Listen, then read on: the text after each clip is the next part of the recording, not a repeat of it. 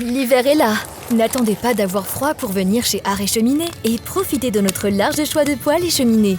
Art et Cheminée, c'est la vente, l'installation, l'entretien et, nouveau, la livraison de granulés à votre domicile. Alors faites des économies sur votre appareil de chauffage et sur votre facture d'électricité en optant pour une solution de chauffage au bois.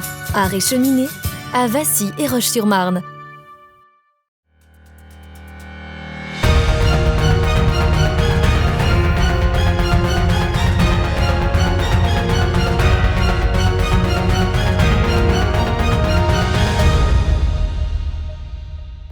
Bonjour à tous, nous sommes le 5 novembre 2020, bienvenue dans votre journal, voici les titres de ce jeudi.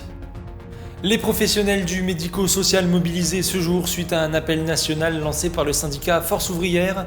La raison, ils ne pourront bénéficier des 185 € d'augmentation prévus par le Ségur de la Santé. Nous y reviendrons dès le début de ce journal. Anthony Koenig et Nouman Fakhar ont racheté le couvent des Annonciates Célestes de Joinville en 2019. Ils ont pour projet de le rénover, les travaux devraient d'ailleurs débuter ce mois-ci. Reportage à découvrir à la toute fin de cette édition.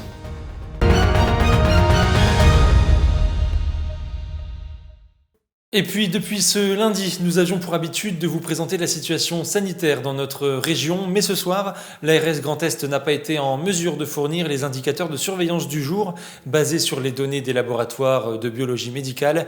Elle indique que c'est en raison de problèmes de consolidation des données SI-DEP affectant l'ensemble du territoire sur les derniers jours.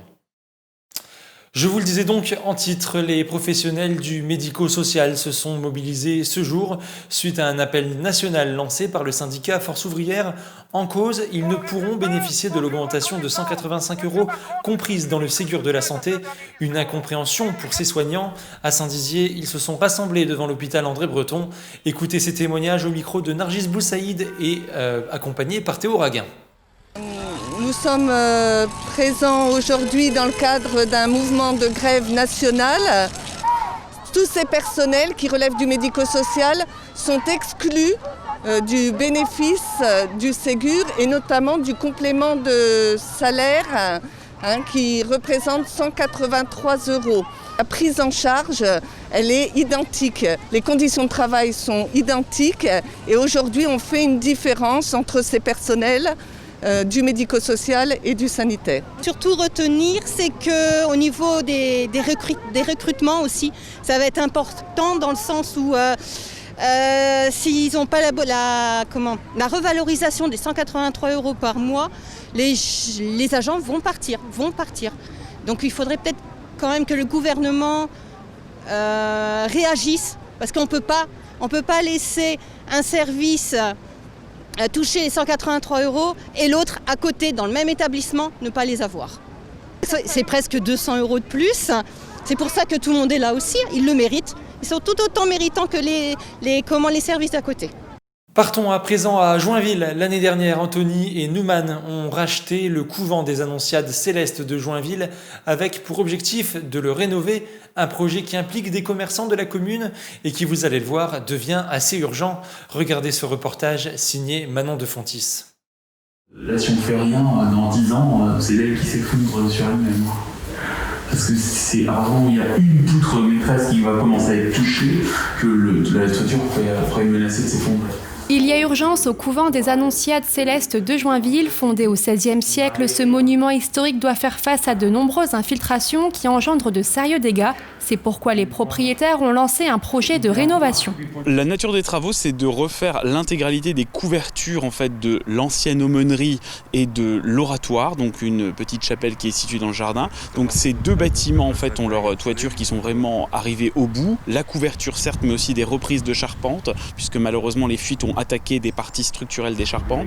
La reconstruction à l'identique de ces deux toitures constitue la première phase d'un vaste projet de restauration. Cette étape indispensable pour la conservation du site a tout de même un coût, 100 000 €. L'idée, c'est vraiment redonner un aspect non pas lisse et neuf, mais justement cet aspect patiné qu'a de fait le bâtiment quand il a ses matériaux anciens. Pour sauver les tuiles de l'aumônerie et de l'oratoire, des artisans joinvillois ont mis la main à la pâte. Rémi, pâtissier chocolatier, fabrique puis vend des tuiles célestes. Ainsi, pour chaque lot de tuiles achetées, 1 € est reversé pour la restauration du couvent. Les tuiles 16, donc c'est du chocolat avec à l'intérieur des noisettes caramélisées. Et pour la recette, vous l'avez établie tout de suite ou vous avez eu du temps? Et il m'a fallu un peu de temps. J'avais une base déjà d'une recette, mais je voulais l'améliorer. Je voulais avoir un produit différent qui change de l'ordinaire. Concernant le packaging, le dessinateur joinvillois Yann Denez a conçu l'illustration. Il s'agit d'un dessin entièrement fait à la main, au fusain et à la pierre noire. J'adore dessiner l'architecture et j'ai trouvé l'idée sympa pour mettre en valeur une fois plus le patrimoine et surtout ce qui a été fait pour mettre en valeur le patrimoine. Et au carrefour de différentes choses, on peut faire des choses en commun et avancer dans le bon sens.